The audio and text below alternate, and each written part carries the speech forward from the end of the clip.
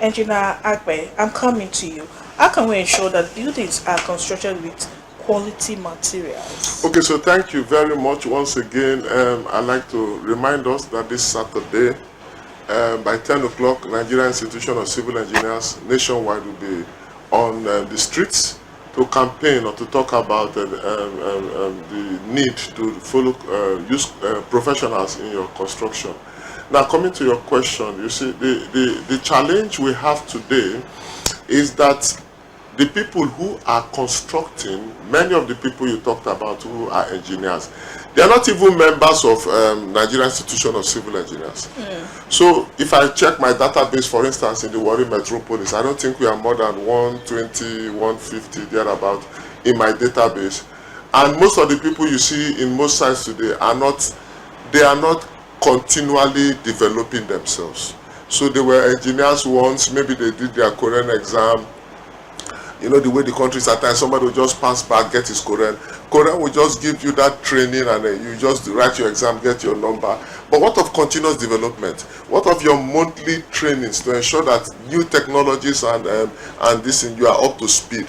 You don't have them. So you are doing yourself a disservice when you use such people to work, because number one, if new materials come to town, they won't even know how to spot the difference between the fake and the original. Number two, if you use such people, you will eventually have wrong construction procedures carried out, and your project will have an issue. So coming back to what you are saying, poor quality material is a big issue, just like it is in every other sector. You have a lot of quacks and fakes. The other day I saw a video of people in one market in Aba where bottles and bottles of Coke and Sprite and Fanta and malt, and I told myself I won't drink malt and Fanta again.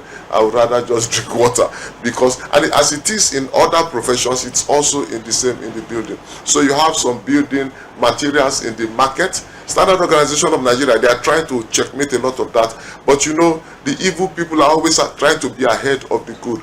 And in a society now like Nigeria, where everybody has personal, a lot of people have their personal interest and not the overall interest, you will see that people will not fight a common fight that we arrest this trend. Give you a good example. You go to the market now, you want to buy a rod, you have your incomplete 12 mm, it should be 12 mm. We should not have incomplete 12 mm. And by the time you take it to the site, of course, the strength of that structure has been compromised from the beginning, because the rod you are using is not look, this thing I'm saying is very prevalent. Go to a lot of construction sites today, you pick the 12 mm rod, you can those days 12 mm rod, 12 mm rod, to even bend it with your hand, you will struggle. But you have a lot of them in our streets sold by iron mongols, and people go and buy them and they say, which one do you want, complete or incomplete? What do you mean by incomplete? When we design a structure and we say reinforced with 12 mm rod, we mean 12 mm rod, not incomplete 12 mm rod. So that will also, that when you talk of materials, is a big challenge.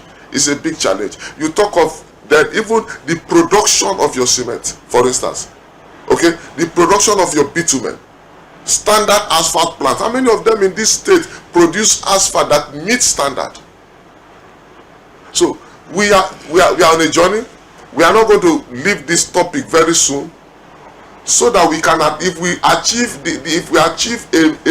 a major shift in the trend of building construction and road infrastructure construction through this program and through our campaign, then we have done something. Okay, thank you very